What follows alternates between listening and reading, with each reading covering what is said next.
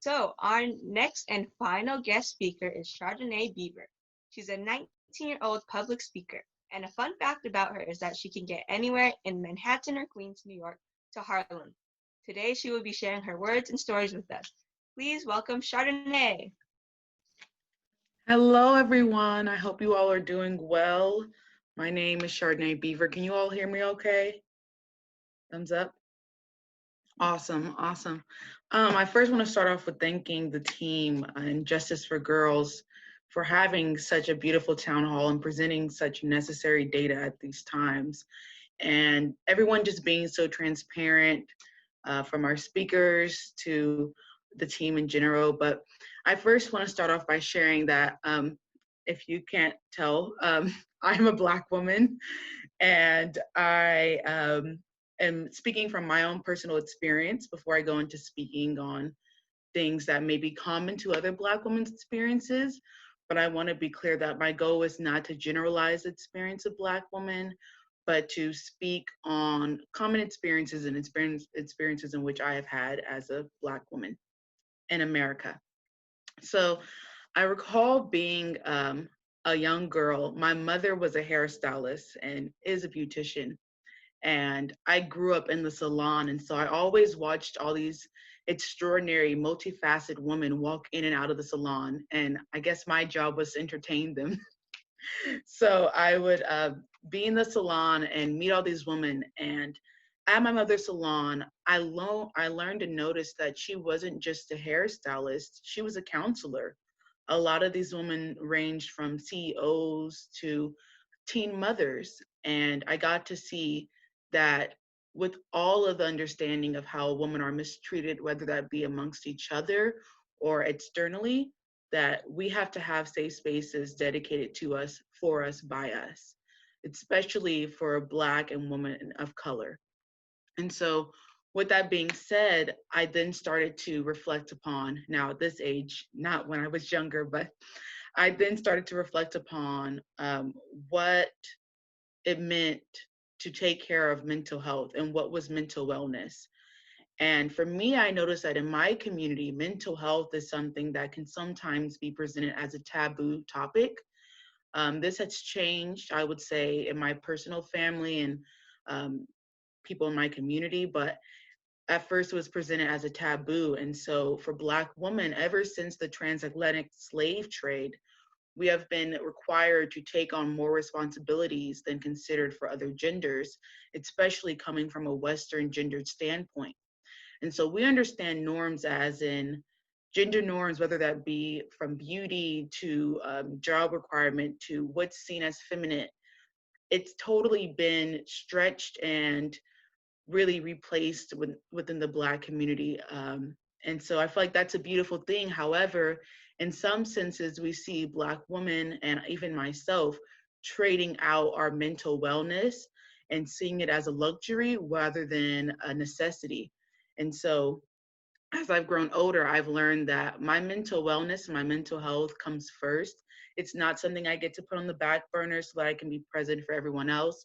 It's something that has to be first and foremost so that I can take care of myself, my community, because if you're not good, no one else around you will be good.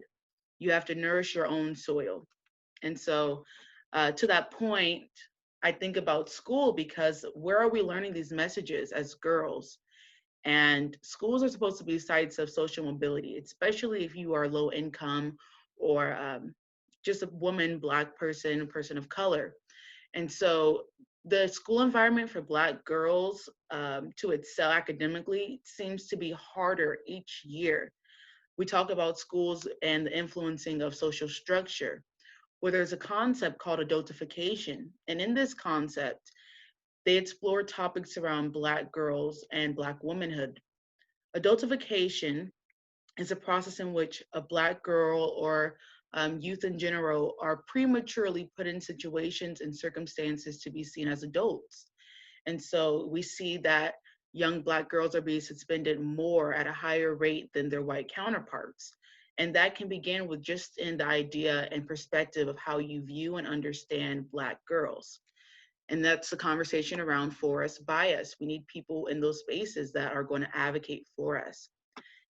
again, to that point, I'm also tracking my notes, so please forgive me if I'm steering away from the screen. To that point, I recall being in high school. I'm from the Central District of Seattle, and I just recall being in high school and being in this class where I really wanted to be transparent and grow as a learner because I wanted to excel. I love the idea of your mind being able to transform by knowledge. And so I would be transparent in some of my writings. And for example, I had this assignment where I was exploring topics around the myth of the angry Black woman, something that's so prominent within a stereotype of Black woman. And one day within conversation with one of my teachers and who I considered a mentor, they just freely slid that within describing me. They had actually said verbatim, well, don't be that angry Black woman. And you can imagine someone that you admire saying that to you. I instantly felt shattered. My trust was shattered for him from them.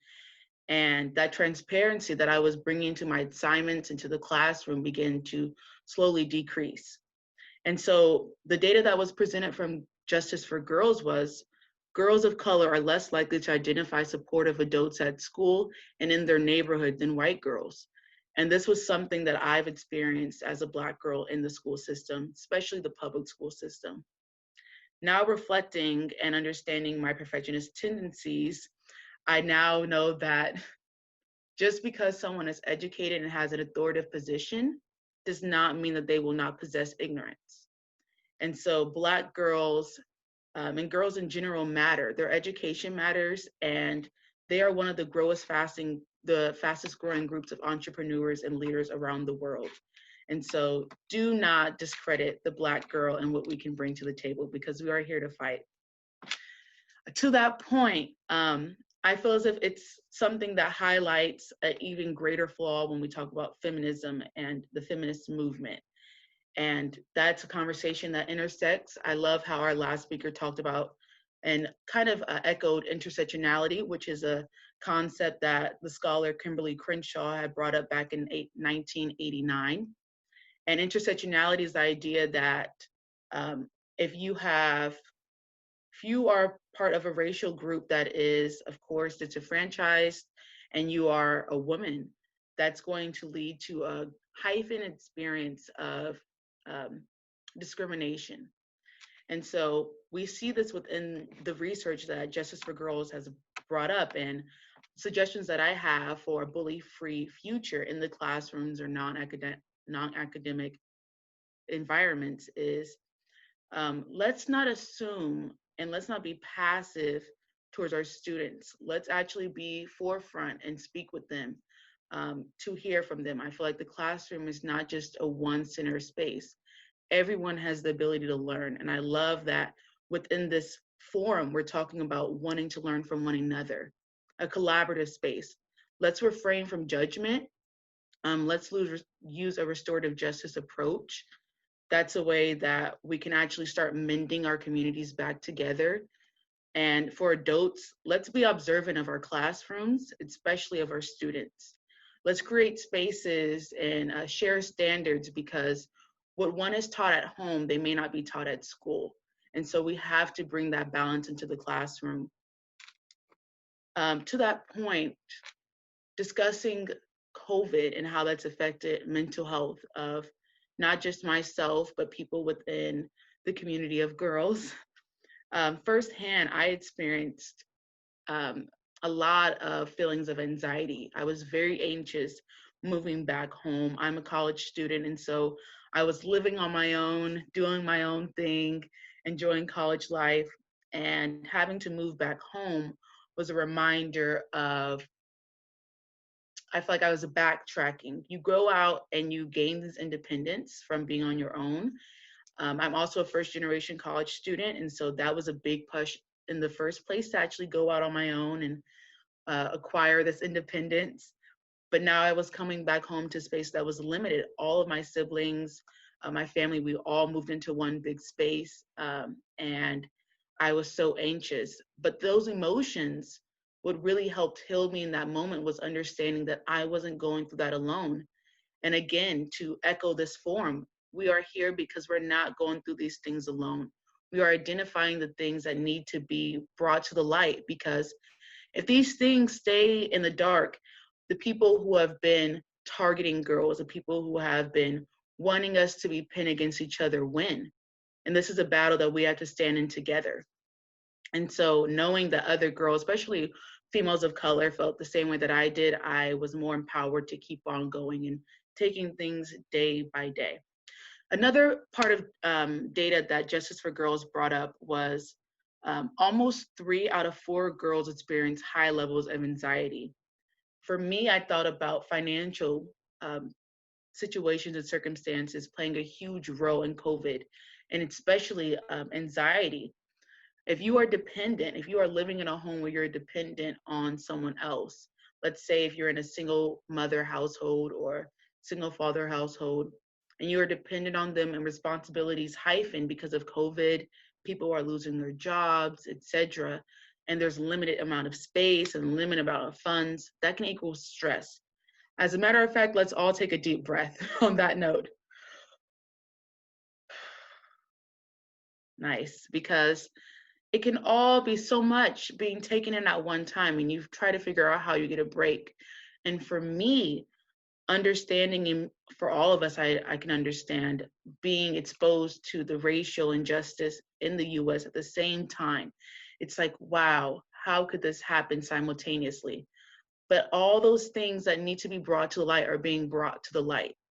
And that's why it's important that we have conversations around rallying around communities of color and Black communities and communities where we are disenfranchised, to uplift each other's voices so that things are no longer being hid in the dark, that we feel empowered to make action and to bring things to the light.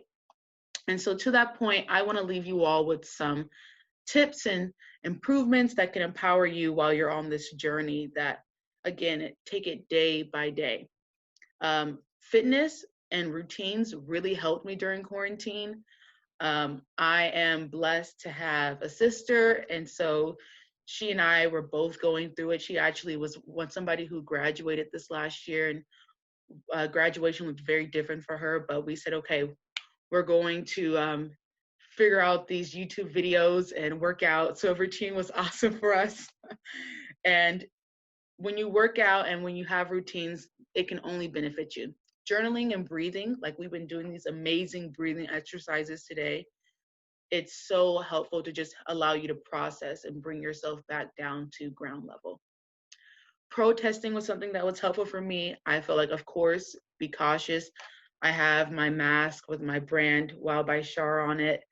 But of course, being out there and making things come about to action, and then talking with friends. Like Haley had brought up earlier, having that support group is imperative to your development as an individual and from a girl growing into a woman. And so, with that being said, if you have any ways that you would like to contact me and get more in contact with me, here is a slide. Awesome. Yeah, so this is my brand, Wow by Char, that I started last fall. And my Instagram page, Wow by Char, which stands for Words of Wisdom, my YouTube, and my email address. And I'm so glad that you all are here today. Thank you so much for having me.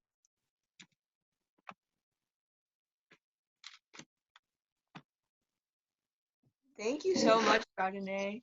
Um, yeah, I really enjoyed listening to that. Thank you for sharing your personal stories and really ending it on a note that, like, I mean, maybe I would do some journaling. Like, I'm really considering it now. So thank you so much.